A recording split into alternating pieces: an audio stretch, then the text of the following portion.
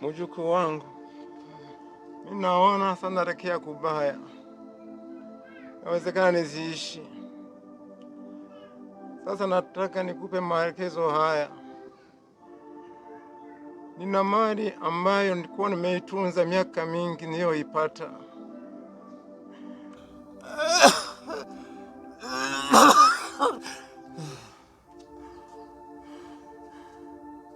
Sasa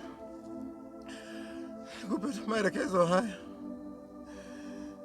Nina mali ambayo nimeipata miaka mingi iliyopita, na sioni mwingine mrisi wa kurisi hiyo mali. Nikifa hiyo mali itapotea.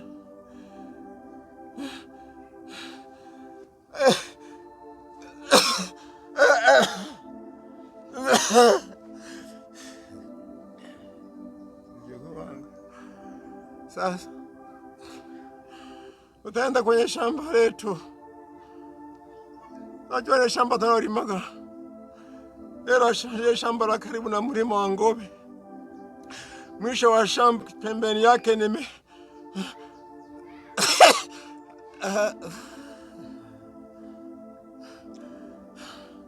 Hapana babu, usiseme hivyo. Mungu atakusaidia tu. Usiseme hivyo babu. Siani. Kuna mali hapo nimeichimbia. Iko kwenye sanduku la chuma.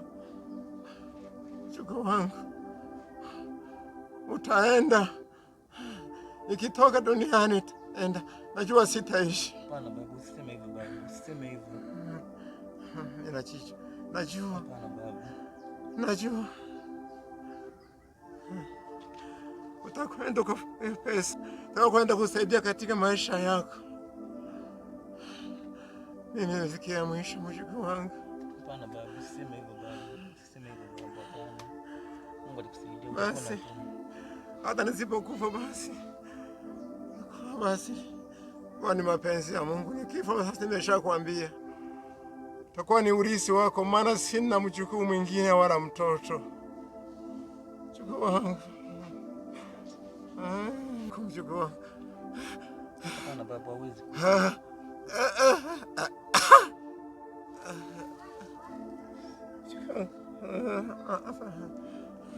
Hapana babu, hapana.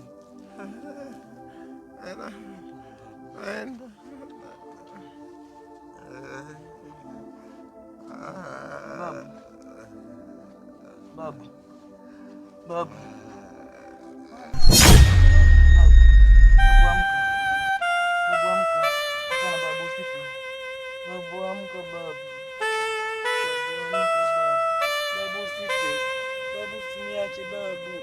Babu amka. Babu usife babu. Babu amka babu. Hapana babu, usiniache. Babu usiniache.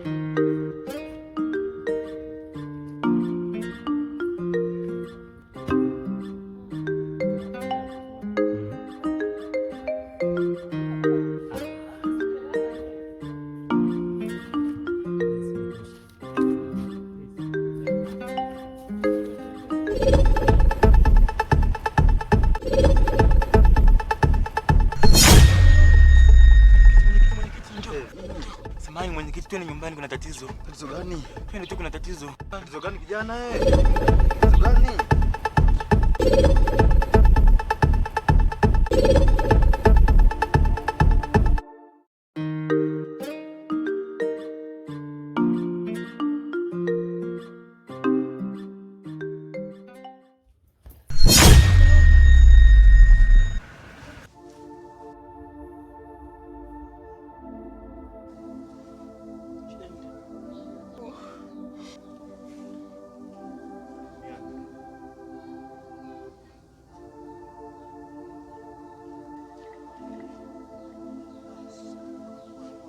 Pole. Usilie. Sawa? Usilie. Yote ni mipango ya Mungu, usilie. Pole.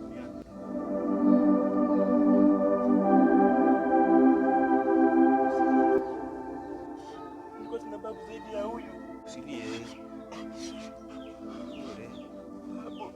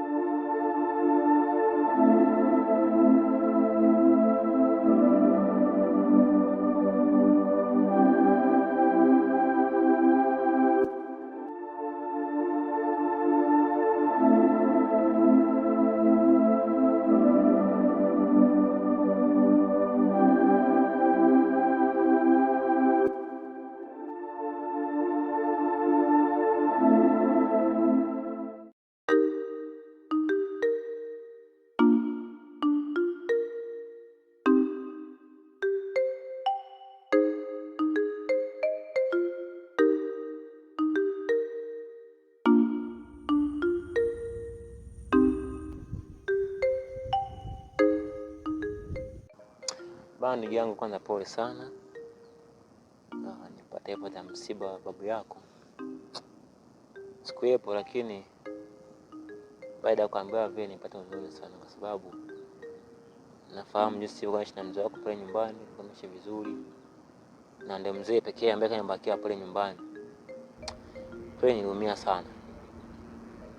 Lakini nikasema sio mbaya tu, angalau nikuite hapa ili nikutie moyo ndugu yangu, kwa sababu najua msiba ni jambo ngumu sana mtu likishampata.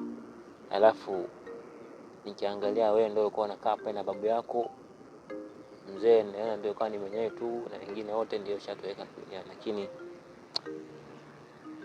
mtu nikutie moyo, sababu swala la msiba yanatokeaga tu. Nikutie tu moyo, endelea kujikaza tu hivyo hivyo, kwa sababu katika ulimwengu sisi ni binadamu na kifo kwetu ni lazima kitukute. Kwa hiyo basi kwa kweli sidhani kama pengine labda Mungu ameamua kutenga, hapana. Lakini kifo ni sehemu ya maisha ya binadamu, sababu tunazaliwa, tunaishi, baadaye kifo. Mimi nikutie moyo, usipate huzuni, usihuzunike. Jikaze tu, endelea kuishi vizuri, sababu inaweza kukufanya ukapata mawazo mengi au kushinda kuhimili hii swala, sababu ni gumu. Lakini kwa sababu ni mwanaume, jikaze tu na uendelee kuomba Mungu zaidi, ili Mungu azikutie nguvu zaidi katika hili swala ndugu yangu. Pole sana. Asante. lakini pia na mimi ndugu yangu nisiwe mchoyo wa fadhila. Nakushukuru sana kwa kuweza kuendelea kuwa nami toka nilipopata tatizo hili la kifo cha babu yangu. Umeweza kuwa nami, umeweza kunishika mkono mpaka hapa tulipo.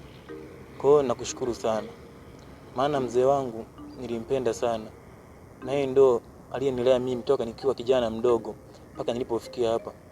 Na isitoshe wazazi wangu waliweza kufariki nikiwa mdogo sana. Kwa hiyo babu yangu alinilea sana. Tumepitia naye katika shida mbalimbali. Yeye ndio alikuwa kama baba yangu na mama yangu. Maana amenilea yeye toka nikiwa mdogo. Kwa hiyo kama Mungu amepanga, basi tukifo hakina mwenyewe. Kwa hiyo ni jambo la kumshukuru Mungu tu. Maana kifo kishakuja hakiwezi kuzuilika. Kwa hiyo mimi nakushukuru sana kwa kuweza kuwa nami. Lakini pia kabla ya kifo cha babu yangu kuna maagizo aliweza kuniachia. Na endapo maagizo hayo yakikamilika, na kuahidi ndugu yangu tutaishi maisha mazuri. Kwa sababu wewe ni rafiki yangu sana na tumetoka mbali, tumepitia changamoto mbalimbali. Kwa hiyo endapo tu maagizo ya babu yangu aliyoniachia yakikamilika, na kuahidi tutaishi vizuri.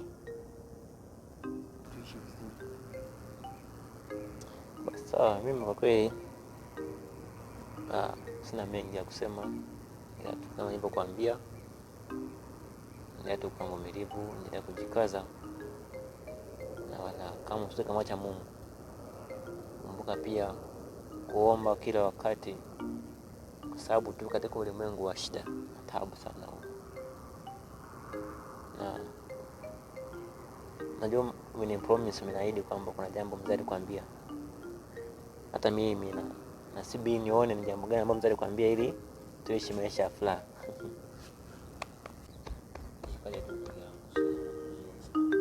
Sawa, asante sana.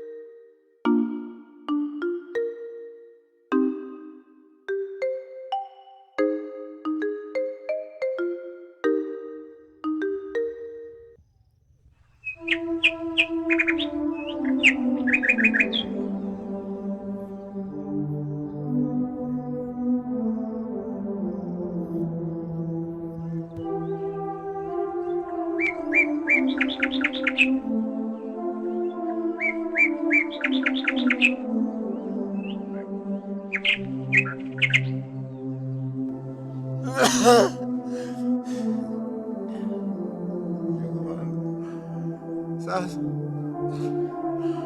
utaenda kwenye shamba letu. Najua ni shamba tunalolimaga. Ile shamba la karibu na mlima wa Ngobe. Mwisho wa shamba pembeni yake